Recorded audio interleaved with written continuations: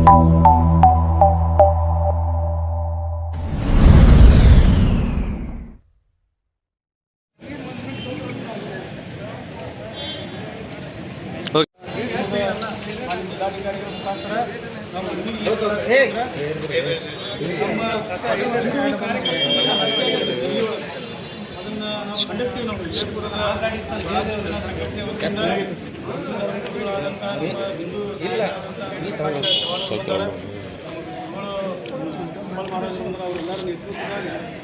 ಘಟನೆಯನ್ನು ನಾವು ಖಂಡಿಸ್ತೀವಿ. ಶೀಘ್ರವಾಗಿ ಕಠಿಣ ಕ್ರಮ ಆಗಬೇಕು, ಅವರಿಗೆ ಗಲ್ಲು ಶಿಕ್ಷೆ ಆಗಬೇಕಂತೇಳಿ ನಮ್ಮದೊಂದು ಮನವಿ ಅದ. ಸಮಾಜದಾಗಿಂತ ಬಸವಣ್ಣನವರ ವಿಚಾರಧಾರೆ ಮ್ಯಾಗ ಬಾಬಾ ಸಾಹೇಬ್ ಅಂಬೇಡ್ಕರ್ ಅವರ ಸಂವಿಧಾನದ ಆಧಾರದ ಮ್ಯಾಗ ಈ ದೇಶ ನಡಿಬೇಕಾಗಿದೆ. ಇಲ್ಲಿ ಔರಂಗಜೇಬನ ಮಾನಸಿಕತೆ ಆಧಾರದ ಮ್ಯಾಗ ನಾವು ದೇಶ ನಡೆಸ್ತೀವಿ ಅಂದರೆ ಅಂಥವರಿಗೆ ಕಠಿಣ ಶಿಕ್ಷೆ ಕೊಡಬೇಕು ಅನ್ನೋಂಥದ್ದು ನಮ್ಮೆಲ್ಲರದ ಒಂದು ಅಭಿಪ್ರಾಯ ಅದ.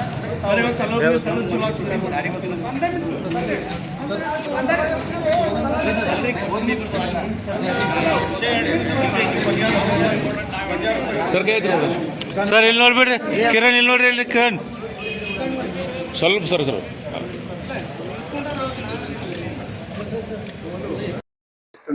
ಇವತ್ತು ಏನ ನಮ್ಮ ಭಾರತ ದೇಶದ ಅನಾಥನಿಂದ ನಮ್ಮ ಹಿಂದೂ ಧರ್ಮದ ಯುವಕರಿಗೆ ಏನು ಕೊಲೆ ಮಾಡಿದ್ದಾರೆ ಅದನ್ನ ಬಹಳ ನಾವು ಖಂಡಿಸ್ತೀವಿ.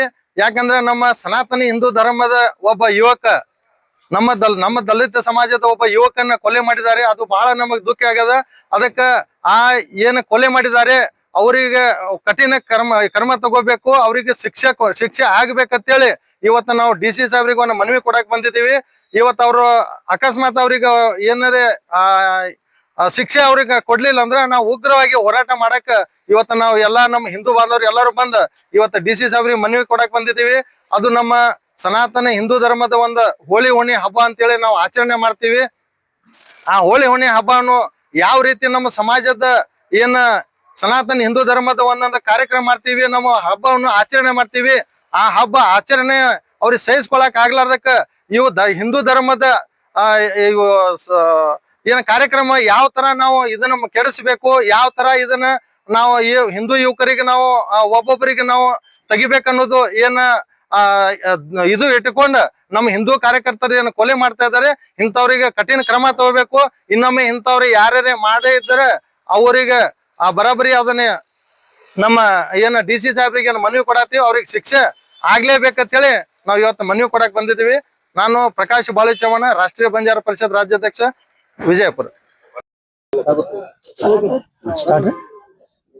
ಇವತ್ತು ಭಾರತದ ದೆಹಲಿಯಲ್ಲಿ ಮೊನ್ನೆ ನಡೆದಂತ ಹೋಳಿ ಹುಣ್ಣಿಮೆ ಹಾಗೂ ಬಣ್ಣದ ಕಾರ್ಯಕ್ರಮದ ಅಂಗವಾಗಿ ಸಮಸ್ತ ರಾಷ್ಟ್ರ ಭಕ್ತರು ಬಣ್ಣ ಎರಚುವ ಕಾರ್ಯಕ್ರಮದಲ್ಲಿ ಭಾಗಿಯಾಗಿದ್ರು.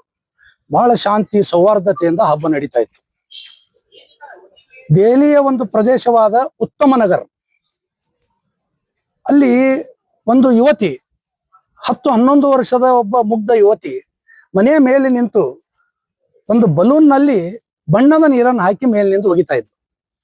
ಆ ಸಂದರ್ಭದಲ್ಲಿ ಅದೇ ಓಣಿಯ ಒಬ್ಬ ಮುಸ್ಲಿಂ ಮಹಿಳೆ ಬುರ್ಕಾ ಹಾಕೊಂಡು ಅಲ್ಲಿಂದ ಹೋಗ್ಬೇಕಾದ್ರ ಆ ಮ್ಯಾಲಿಂದ ಪುಗ್ಗ ಬಿದ್ದು ಅವಳಿಗೆ ಬಣ್ಣದ ನೀರು ಸಿಡಿತದ. ನಾನು ಕೇಳಲಿಕ್ಕೆ ಇಚ್ಛೆ ಪಡ್ತೀನಿ, ಏನ್ ಅನ್ಯಾಯ ಆಯ್ತು? ಆ ಮುಗ್ಧ ಹುಡುಗಿ ತಿಳಿದೋ ತಿಳಿಲಾರ್ದು, ಆ ಹುಡುಗಿಗೆ ಗೊತ್ತಿಲ್ಲ ಯಾರು ಬಣ್ಣ ಆಡ್ತಾರೋ, ಹಿಂದೂವರು ಮುಸ್ಲಿಮರು ಆಡಂಗಿಲ್ಲ ಅಂತೇಳಿ ಆ ಮಗುಗ್ ಗೊತ್ತಿಲ್ಲ ಪಾಪ.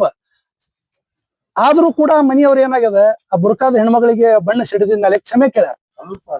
ಕ್ಷಮೆ ಕೇಳಿದ್ರು ಕೂಡ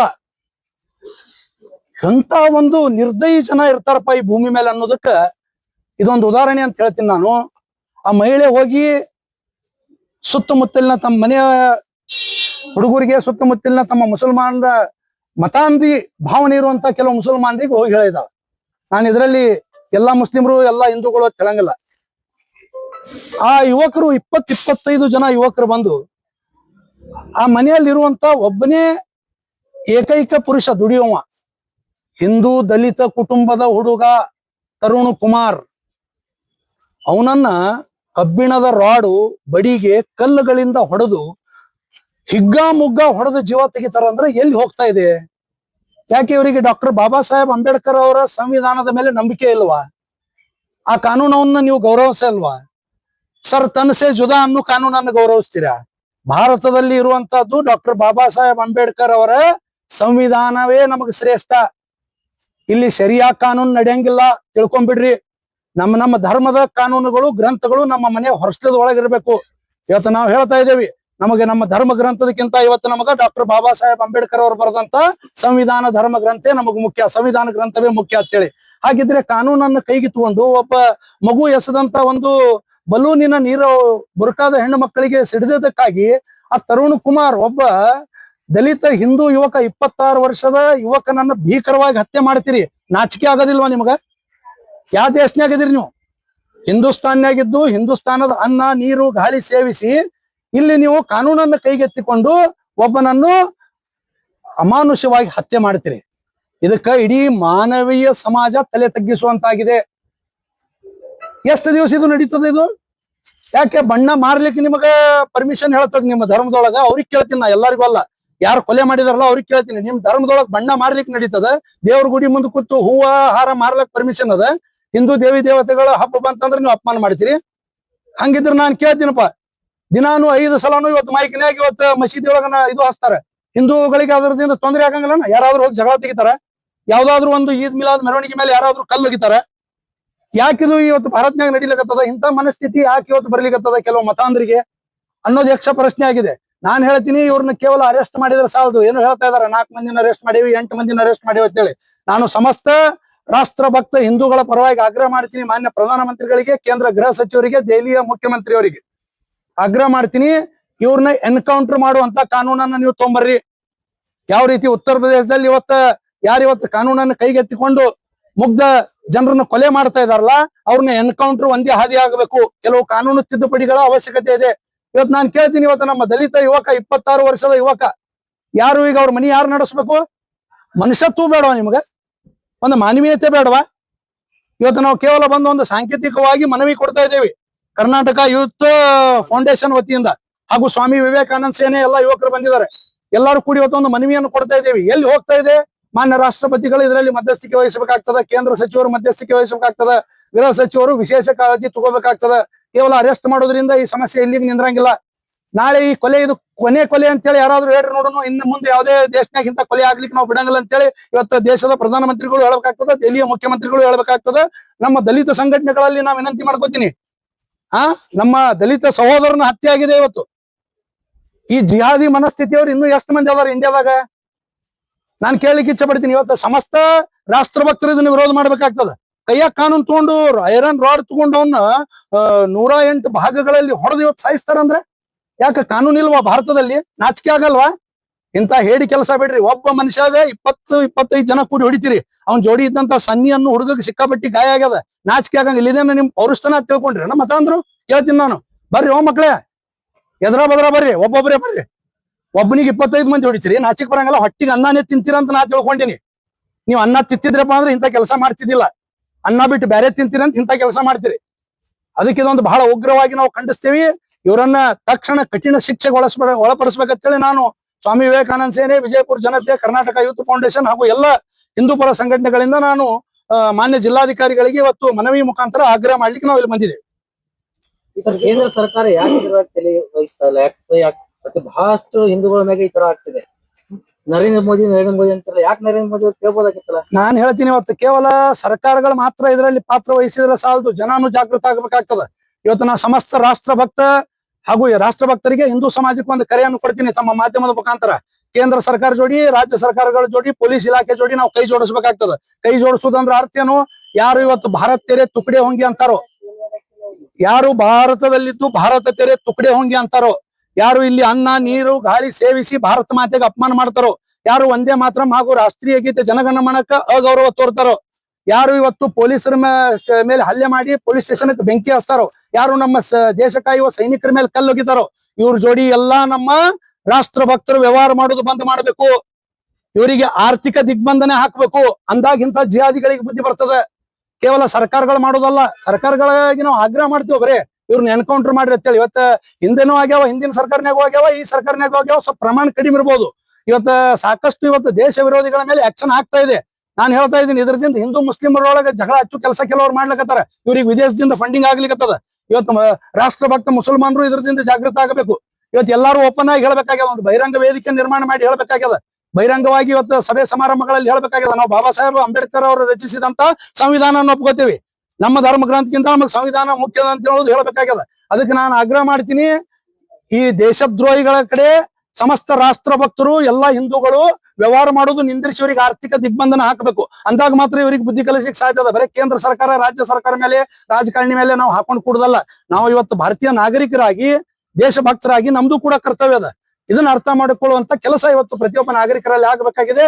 ಇಂಥ ದೇಶದ್ರೋಹಿಗಳ ಜೊತೆ ವ್ಯವಹಾರ ಮಾಡೋದನ್ನು ಇವತ್ತಿನಿಂದ ಬಂದ್ ಮಾಡ್ಬೇಕಂತೇಳಿ ತಮ್ಮ ಮೂಲಕ ನಾನು ಕರೆಯನ್ನು ಕೊಡ್ತಾ ಇದ್ದೀನಿ.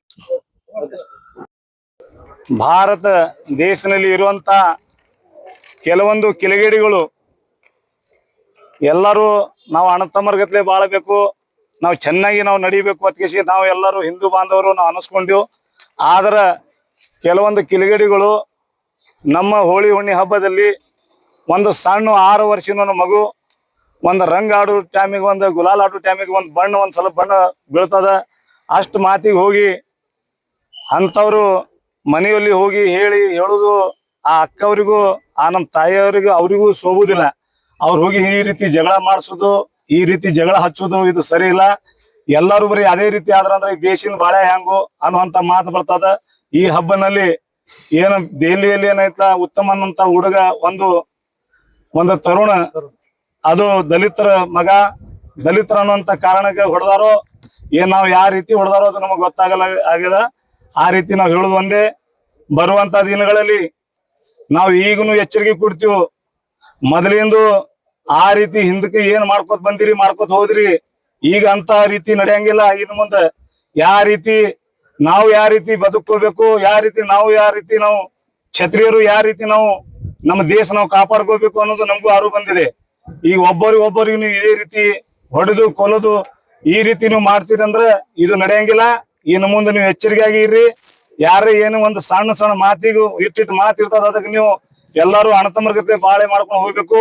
ನಾವು ಸರ್ಕಾರಕ್ಕೂ ಕೂಡ ಇಲ್ಲಿ DC ಸಾಹೇಬ್ರಿಗೆ ಒಂದು ಮನವಿ ಕೊಟ್ಟು ಎಲ್ಲರೂ ನಾವು ಹಿಂದೂ ಬಾಂಧವರು ಒಂದು ಎಚ್ಚರಿಕೆ ಕೊಡ್ಲಾಕ ಬಂದಿವಿ. ಇವತ್ತು ನಾವು ಬಂದಿದ್ದು ಒಂದು ಸಣ್ಣ ಒಂದು ಮನವಿ ಕೊಡ್ಲಾಕ. ಬರುವಂತ ದಿನಗಳಲ್ಲಿ ಅವರಿಗೆ ಫಾಶಿ ಸಜಾ ಆಗ್ಬೇಕಂತ ನಮ್ಮ ಆಶೆ ಐತಿ. ಒಂದ್ ವೇಳೆ ಅಲ್ಲಿದ್ದ ಸರ್ಕಾರ ಆಗ್ಲಿ ಕೇಂದ್ರ ಸರ್ಕಾರ ಆಗ್ಲಿ ಅವ್ರಿಗೆ ಒಂದು ಜೀವಾವಧಿ ಶಿಕ್ಷೆ ಕೊಡ್ಲಿಲ್ಲ ಅಂದ್ರೆ ಬರುವಂತ ದಿನಗಳಲ್ಲಿ ನಾವು ಉಗ್ರ ಹೋರಾಟ ಮಾಡ್ತೀವಿ. ನಾವೆಲ್ಲಾ ಸಮಾಜದವರು ನಾವು ಒಂದಾಗಿ ಹೋಗ್ಬೇಕು, ಎಲ್ಲರೂ ಚೆನ್ನಾಗಿ ಹೋಗ್ಬೇಕು ಅಂತ ಆಶೆ ಐತಿ. ಇದರಲ್ಲಿ ಏನು ಈ ರೀತಿಯ ಕಿಲಗೇಡಿಗಳು ಅದಾರ, ಅಂತವ್ರಿಗೆ ಆ ಸಮಾಜದವ್ರು ಕೂಡ ಈಗ ನಮ್ಮ ಮುಸ್ಲಿಂ ಬಾಂಧವರು ಕೂಡ ಅವರಿಗೂ ಕ್ಷಮಿಸಬಾರದು. ಅಂತವ್ರಿಗೆ ಏನಿಲ್ಲ ಹುಳ ಇರ್ತದ, ಅವ್ರಿಗೆ ಹೊರಗೆ ತೆಗಿಬೇಕು. ಈ ರೀತಿ ಇವರು ಆತ್ಮಹತ್ಯೆ ಮಾಡುವಂತ ಜನ ಅದಾರ, ಅವ್ರಿಗೆ ತಕ್ಕ ಪಾಠ ಕಲಿಸ್ಬೇಕು. ಒಂದೇಳ ಕಳಿಸ್ಲಿಲ್ಲ ಅಂದ್ರೆ ನಾವು ಮಾತ್ರ ಬರುವಂತ ದಿನಗಳಲ್ಲಿ ಎಲ್ಲರಿಗೂ ಒಂದು ಕೈ ಮುಗಿದು ಹೇಳ್ತೀವಿ. ನಾವ್ ಯಾರು ಕೆಣಗವ್ರಲ್ಲ, ಕೆಣಗದ್ರೆ ಮಾತ್ರ ಈಗ ಬಿಡುವ ಮಾತ್ರ ಇಲ್ಲೇ ಇಲ್ಲ. ಇನ್ನು ಮುಂದೆ ಅದು ನಡೆಯಂಗಿಲ್ಲ. ನಾವೆಲ್ಲರೂ ಅರ್ಥಭಕ್ತಿ ಬಾಳೋನು. ಒಂದ್ ವೇಳೆ ಇದೇ ರೀತಿ ಆದ್ರೆ ಹಬ್ಬದಾಗ, ನಿಮ್ ಹಬ್ಬ ಇದ್ದಾಗ ನಾವು ರಂಜಾನ್ ಇದ್ದಾಗ ನಾವೇನಿಲ್ಲ ಎಲ್ಲರಿಗೂ ಸಹಕಾರ ಕೊಡ್ತೀವಿ. ಯಾಕಪ್ಪ ನಿಮ್ ಅಂಗಡಿ ಒಳಗೆ ನಾವು ಬಾಜಾರ್ ತಗೊಳುದಿಲ್ಲ, ನಿಂಬಲ್ಲಿ ನಾವು ಹೋಗಿ ಏನು ತಗೊಳುದಿಲ್ಲ, ಎಲ್ಲಾರು ನೀವು ಮಾಡ್ಕೋತೀರಿ. ಒಂದು ಏನಿದ್ರು ಒಂದ್ ಮೌಲದಾಗ ಒಂದ್ ಇದ್ದದ್ ಎಲ್ಲಾರು ಒಂದ್ ಗಲ್ಲಿ ಇರ್ತದ, ಅದ್ರಾಗ ನಾವು ಅಣತಮರ್ಗತೆ ಬಾಳ್ಬೇಕು. ಈ ರೀತಿ ಮಾಡುದು ಸರಿ ಇಲ್ಲ. ಎಲ್ಲಾರು ಅಣತಮರ್ಗತೆ ಬಾಳುದು ಚಲೋ. ಒಂದ್ ವೇಳೆ ಇಂಥವ್ರು ಯಾರು ಮಾಡಿರ್ತಾರ ಇವ್ರ ಮೇಲೆ ಕಠಿಣ ಕ್ರಮ ಆಗ್ಬೇಕಂತ ನಾವೇನ್ ಬಂದಿವ್. ಎಲ್ಲಾರು ಕೂಡ ಎಚ್ಚರಿಕೆಯಾಗಿ ಹೇಳ್ತೀವಿ. ಇನ್ನು ಮುಂದೆ ಆ ರೀತಿ ಮಾಡಬಾರ್ದು, ಮಾಡದವರಿಗೆ ಕಠಿಣ ಕ್ರಮ ಆಗ್ಬೇಕಂತ ಹೇಳಿ ನಾವೆಲ್ಲರೂ ಒಕ್ಕಟ್ಟವಾಗಿ ಬರುವಂತ ದಿನಗಳಲ್ಲಿ ನಾವು ಎಲ್ಲರೂ ಉಗ್ರ ಹೋರಾಟ ಮಾಡ್ತೀವಿ ಅಂತ ಹೇಳಿ ಇಲ್ಲಿ ಬಂದು ಒಂದು ಮನವಿ ಕೊಟ್ಟು ಈ ಎಲ್ಲರೂ ಮಾಧ್ಯಮದವರಿಗೂ ಕೂಡ ಧನ್ಯವಾದ ಹೇಳ್ತಾ ನಂದು 2 ಮಾತು ಮುಗಿಸ್ತೀನಿ. ಜೈ ಹಿಂದ್, ಜೈ ಕರ್ನಾಟಕ. ಇವತ್ತು ಜಿಲ್ಲಾಧಿಕಾರಿಗಳ ಮುಖಾಂತರ ಕೇಂದ್ರ ಸರ್ಕಾರಕ್ಕೆ ನಾವು ಸ್ವರಾಜ್ಯ ಸೇನಾ ಸಂಘಟನೆ ವತಿಯಿಂದ ಮನವಿ ಸಲ್ಲಿಸಕ್ಕೆ ಬಂದೀವಿ. ವಿಷಯ ಏನಪ್ಪಾ ಅಂತಂದ್ರೆ, ಮೊನ್ನೆ ಹೋಳಿ ಹಬ್ಬದಂದು ಬಣ್ಣದ ಹಬ್ಬ, ಆ ಬಣ್ಣದ ಹಬ್ಬದಾಗ ದಿಲ್ಲಿ ಒಳಗೆ ಸ್ವಲ್ಪ ಬಣ್ಣ ಸಿಡಿದಿದ್ದಕ್ಕಾಗಿ ಏನು ಹಿಂದೂ ಯುವಕನನ್ನು ಹತ್ಯೆ ಮಾಡಲಾಗ್ಯದ. ಇದು ಅತ್ಯಂತ ಖಂಡನಾತ್ಮಕ ವಿಷಯ ಆಗಿದೆ. ಇಂಥ ಘಟನೆಗಳು ನಮ್ಮ ದೇಶದಾಗ ಆಗಬಾರ್ದು. ಇದು ಸರ್ವ ಜನಾಂಗೀಯ ಶಾಂತಿಯ ತೋಟ. ಇದು ಬಸವಣ್ಣನವರ ವಿಚಾರಧಾರೆ ಮ್ಯಾಗ ಹೋಗಬೇಕಾಗಿರುವಂಥ ನಮ್ಮ ಭಾರತ ದೇಶದ ಡಾಕ್ಟರ್ ಬಾಬಾ ಸಾಹೇಬ್ ಅಂಬೇಡ್ಕರ್ ಅವರ ಸಂವಿಧಾನದ ಆಧಾರದ ಮ್ಯಾಗ ಹೋಗಬೇಕಾಗಿರುವಂಥ ಈ ನಮ್ಮ ಭಾರತ ದೇಶದಲ್ಲಿ ಡಾಕ್ಟರ್ ಬಾಬಾ ಸಾಹೇಬ್ ಅಂಬೇಡ್ಕರ್ ಅವರ ಅನುಯಾಯಿ ತರುಣ್ ಅನ್ನುವಂಥ ಆ ಯುವಕನನ್ನ ಬರ್ಬರವಾಗಿ ಬರೀ ಒಂದು ಕ್ಷುಲ್ಲಕ ಕಾರಣಕ್ಕಾಗಿ ಬರೀ ಬಣ್ಣ ಸಿಡಿದಿದ್ದಕ್ಕಾಗಿ ಹತ್ಯೆ ಮಾಡ್ತಾರಂದ್ರೆ ಇದು ಔರಂಗಜೇಬನ ಮಾನಸಿಕತೆ ಇರುವಂಥ ಜನ. ಇಂಥ ಜನರನ್ನ ಕಠಿಣ ಶಿಕ್ಷೆಗೆ ಗುರಿಪಡಿಸಬೇಕಂತೇಳಿ ನಾನು ಈ ಸಂದರ್ಭದಲ್ಲಿ ವಿನಂತಿ ಮಾಡ್ತೀನಿ. ಇಂಥ ಜನರಿಗೆ ಸಮಾಜನೂ ಸಹ ಕ್ಷಮೆ ನೀಡಬಾರ್ದು, ಸಮಾಜನೂ ಸಹ ತಮ್ಮ ಬೆಂಬಲಕ್ಕೆ ನಿಂದಿರಬಾರ್ದು ಅನ್ನೋದು ನನ್ನ ಬೇಡಿಕೆ ಆಗಿದೆ. ಇಂಥವರಿಗೆ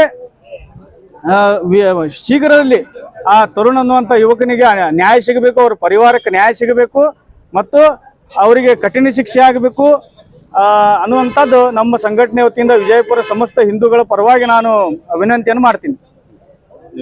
ಕಿರಣ್ ಕಾಳೆ, ಸ್ವರಾಜ್ಯ ಸೇನೆ ಸಂಘಟನೆ ಸಂಸ್ಥಾಪಕ ಅಧ್ಯಕ್ಷ.